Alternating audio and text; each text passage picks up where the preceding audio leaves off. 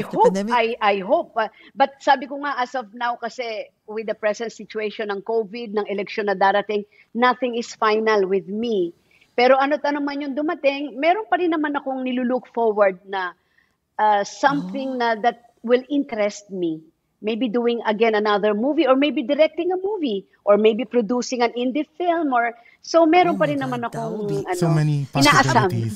I'm sure it will be a dream come true. Kasi kung ako artista, talagang it will be a dream come true, of course, na makasama ka sa isang movie. Pero speaking of that, meron ka bang yung dream actress or actor na that you wanna have a collaboration? Like sila yung pipiliin mo for to portray the roles sa movie mo? Alam mo, marami sila. Ang dami kong gustong makasama. Kasi ang gagaling nila. Oo, ang gagaling. Hindi, tsaka yung, of course, no, to do a movie with them. Pero ang gagaling kasi ng mga bago nating mga artista ngayon. Sobra. Oo, kasi swerte. Dahil aalaga sila ng mga networks, sa mga ganyan. So, naho-hone sila mabuti. May mga workshops sila na kami noon wala talaga, di ba? Sariling kayod kami noon. Minimal, sariling kayod kami noon. Oo, wala. Ngayon may mga may mga social media na, mabilis na sa mga fans. Kami umiikot kami ng buong Pilipinas noon para makita kami ng personal ng mga tao, para makilala kaming artista. Ngayon isang click lang social media, kilala ka na di ba? Madapa ka lang ngayon, viral ka na. Viral ka na. Di ba? Milyon ka na. Ang viewers mo, kilala ka kagad. Noon hindi, sariling kayod kami, di ba?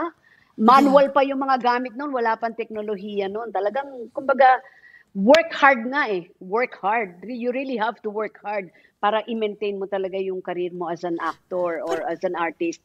But anyway, marami sila. And given a chance, magandang material siguro or story, kahit sino sa kanila pwede kong makasama and interesado akong makasama. My God, ayoko lang mag-name names kasi baka meron akong hindi mabanggit dami nila Sana artista tayo, no? Kung artista lang tayo, may Ate V, pwedeng kami kahit extra lang. Okay na ako nabanggit niya yung name ko kanina, okay na ako doon. Masaya na kami. But Ate V, since na-mention mo yan, just in case, alimbawa lang let's say God will, let's say in the near future, sasabihin sa'yo ng Diyos na, okay, kailangan mong ma-reborn again, di ba? So, which era do you wanna be born? Nung era nung time na yon when you were younger? O yung ngayon na year 2021 or let's say before pandemic? Walang pandemic. Na walang pandemic. So ano mas gusto mo?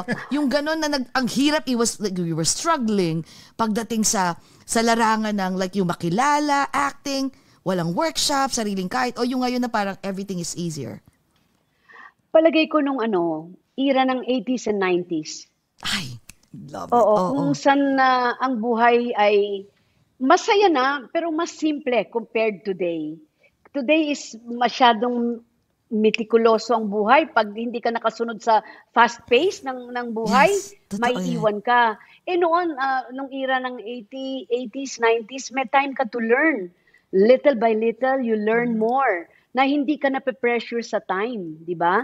Tama lang yung na-absorb mo na learnings and then na-share mo sa iba. Ngayon, ibang competition ngayon. Pag hindi ka competitive, goodbye. So, parang lahat, everything is fast-paced, which sometimes is not good also. Especially for yung mga kabataan natin. It's too fast. Yung attention span nila maiksi.